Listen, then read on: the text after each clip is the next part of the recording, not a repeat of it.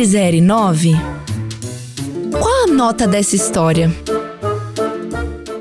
Ô, gente, sabe quando tudo parece muito tranquilo, normal e até meio monótono?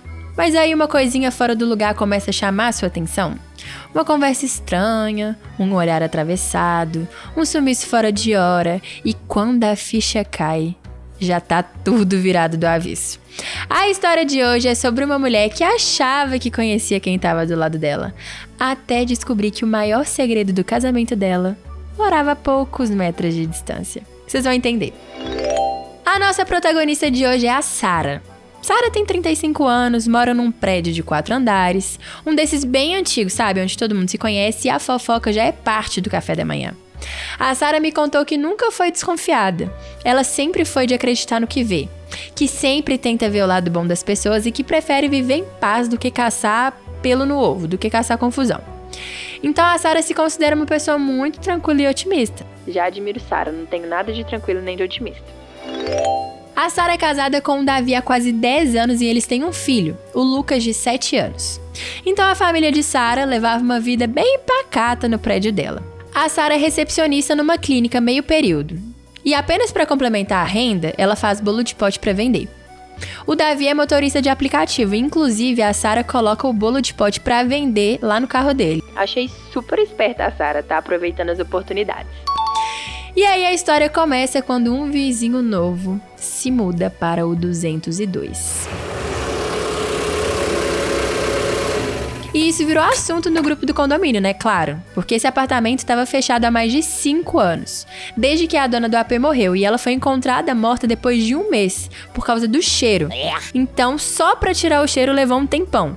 Aí a Sara falou que alguém comprou e botou pra alugar, mas o pessoal ia ali pra conhecer, e aí sempre tinha uma fofoqueira na vizinhança, sabe? Que não tem o que fazer da vida, e fala o que aconteceu, então ninguém alugava apartamento.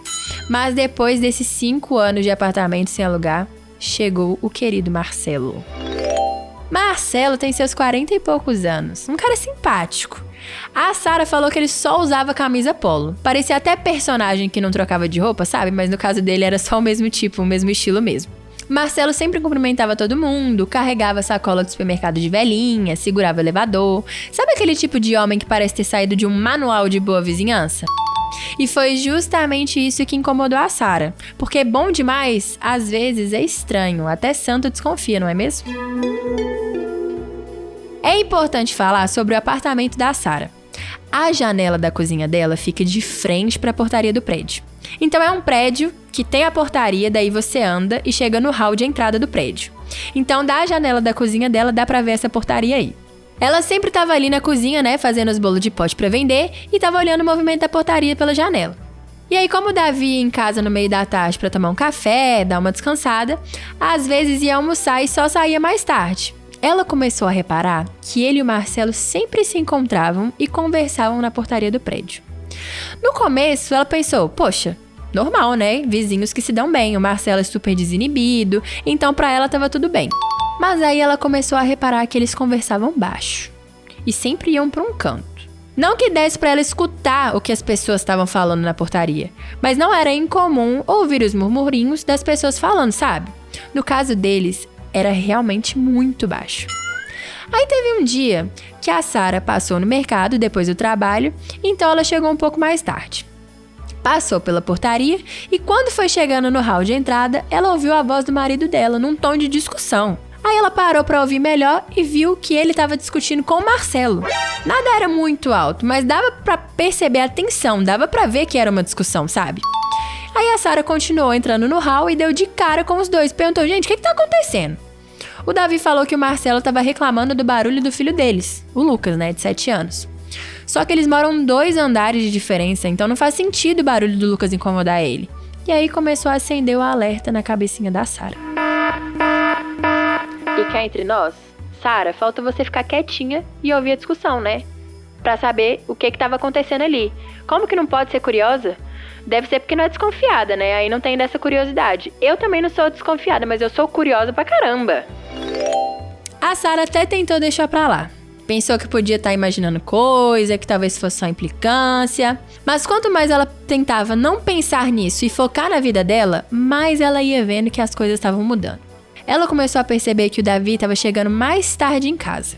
E aí, se ela perguntava, ele dizia que estava fazendo corrida extra. Mas a Sarah não era desconfiada, estava tudo bem. Os dois tinham tipo aquele aplicativo do iPhone Buscar, sabe? Quando dá pra você ver a localização um do outro. Isso é até bom pra caso de segurança mesmo, né? Eu não sou muito a favor disso não, mas tem gente que gosta. Então, a Sarah e o Davi tinham a localização um do outro. E um dia a Sarah, percebendo que o Davi estava demorando muito para voltar para casa, ligou o tal Buscar, o tal GPS, para ver onde que ele estava. E aonde que ele estava, gente? Já estava mais de 1 hora em casa. O carro parado na garagem, mas ele simplesmente não estava em casa. Aí a Sarah me contou que ela pensou 1000 coisas. Que o Davi estava pegando alguma vizinha, talvez ele e o Marcelo tinham um caso, ou que ele estava envolvido em alguma coisa muito errada. Ela sabia que tinha alguma coisa que não estava certa. Ela desceu na garagem para ver se o Davi estava no carro, mas não estava. E ela ficou ali na sala, com a perninha cruzada no sofá, esperando ele voltar com o celular ligado na localização dele. Daí ela viu que ele pegou o carro, foi até o centro da cidade, voltou e aí sim ele foi para casa. Ela perguntou onde que ele estava e tudo mais, mas ele disse que tinha pegado um cliente muito bom, que pediu pra ele esperar eles saírem de um restaurante e ficou lá esperando. E aí que ela teve uma ideia.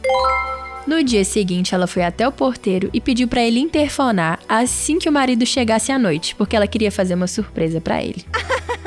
O Davi chegou, o porteiro interfonou pra Sarah, que foi correndo pra janela pra ver se conseguia ver alguma coisa, pra ver aonde que ele ia. Só que o Davi foi direto pra casa nessa noite, então não deu certo. Aí passou mais ou menos 1 semana. Ela esperou até a sexta-feira e combinou novamente com o porteiro, que já era outro, e falou que queria fazer uma surpresa e tudo mais, que era pra interfonar quando o Davi chegasse.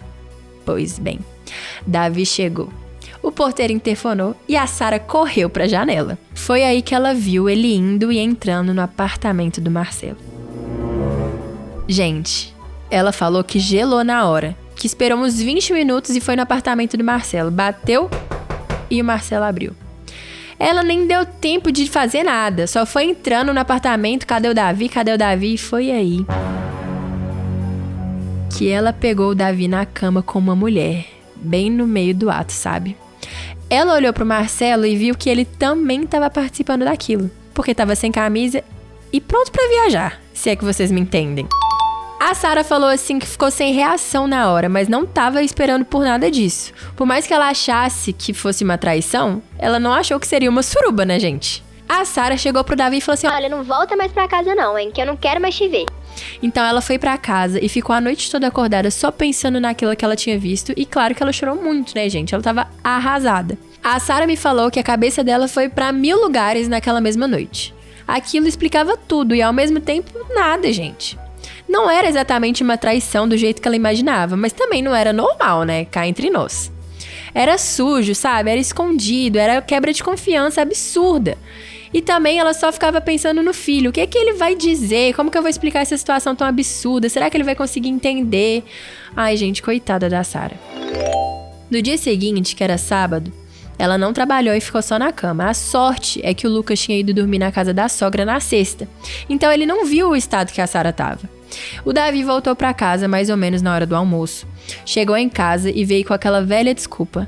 Não é nada disso que você tá pensando. Ai, gente, fala qualquer coisa, só não fala isso, pelo amor de Deus. A Sarah claramente não caiu nesse papinho, né? E aí ele confessou. O Davi contou pra Sarah que ele e o Marcelo tinham se conhecido no prédio mesmo, virado amigos, e em um dia, papo vai, papo vem, surgiu essa ideia deles dividirem uma prostituta, porque aí ficava mais barato pros dois. Ai, que genial, né, gente? Nossa, realmente. Mas que tinha sido só aquela vez. Aí a Sarah questionou os dias que ele sempre chegava mais tarde e ele garantiu que estava trabalhando, que tinha sido a primeira vez mesmo. Mas aí ela falou do GPS, do tal Buscar, que eles tinham um do outro. E aí o Davi não teve mais o que fazer, gente. Ele falou que não era a primeira vez. Que tinham feito uma vez, foi boa, sabia que era errado, mas que ele não conseguia parar. Ai, nossa, deu até embrulho no estômago. A Sarah estava plena, só ouvindo e argumentando. Não gritou, não chorou, só levantou, apontou para a porta e falou: sai daqui agora.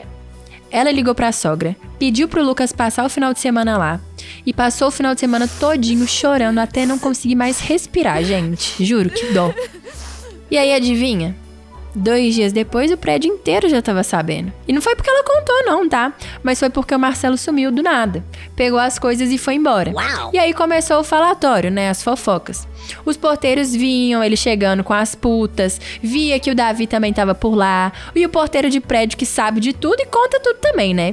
E tem a vizinha fofoqueira, você lembra dela que eu contei lá no começo? Que atrapalhava pra alugar o 202? Essa foi a primeira a saber de tudo e espalhar, gente. A Sara falou que o síndico do prédio teve que pedir no grupo pra ninguém falar daquilo, porque aquilo tava prejudicando a imagem do prédio. Tava prejudicando a coitada da Sara não, né? Era a imagem do prédio. Ah, seu síndico, você é muito bacana, viu, querido? Hoje a Sara continua morando lá com o filho. O Davi tá na casa da mãe. Ela pediu o divórcio e no dia seguinte não quis mais ver ele. Não porque ele era gay, bissexual ou qualquer coisa do tipo. Mas é porque ele traiu, né, gente? E pra mim, traição não tem perdão. Ela fez muito mais do que certo. Você acha que quando alguém quebra a sua confiança de um jeito tão absurdo, mas diz que estava perdido, que não sabia como contar ou sair da situação, será que a gente tem que tentar entender o lado emocional? Ou tem coisa que simplesmente não dá pra perdoar? Pra mim, não dá pra perdoar, tá? Não tem perdão. Cada um pro seu canto, agora lide com as consequências disso e acabou.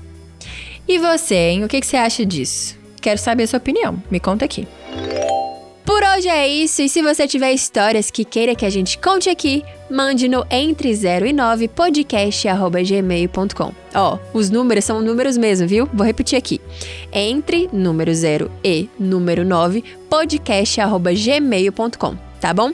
Um beijo e até a próxima. Queremos saber a sua nota.